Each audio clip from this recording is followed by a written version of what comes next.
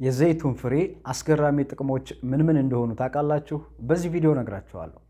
እንግዲህ ዘይቱን ማለት በውስጡ ቫይታሚን ኤን፣ ቫይታሚን ሲን፣ ፖታሽየም፣ ኮፐር፣ ፕሮቲን እና ሌሎች እጅግ በጣም ጠቃሚ የሆኑ ንጥረ ነገሮችን ይዟል።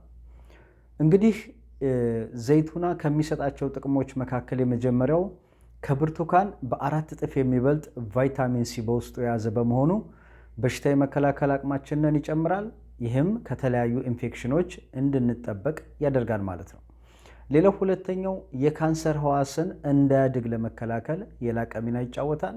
እንዲሁም ሶስተኛ በደማችን ውስጥ ያለውን የስኳር መጠን ለማስተካከል ስለሚረዳ ለስኳር ህመም የሚኖር ተጋላጭነትን በእጅጉ ይቀንሳል። እንዲሁም በሰውነታችን ውስጥ ሶዲየምና ፖታሽየም እንዲመጣጠን ያደርጋል።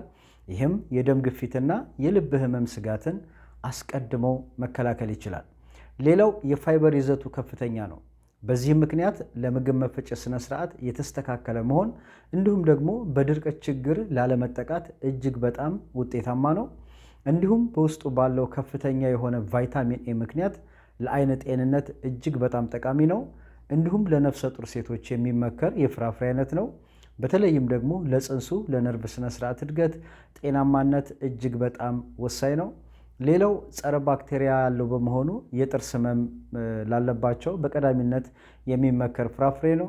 እንዲሁም ጡንቻና ነርቭን ለማዝናናት፣ ውጥረትን ለማርገብ፣ በአንጎል ውስጥ ጤናማ የደም ዝውውር እንዲኖር ለማድረግ የላቀ ሚና ይጫወታል።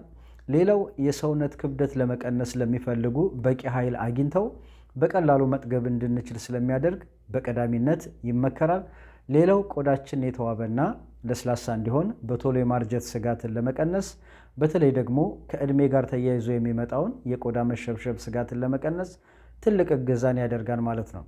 ዘይቱና ተጠቀሙት። ይመቻችሁ።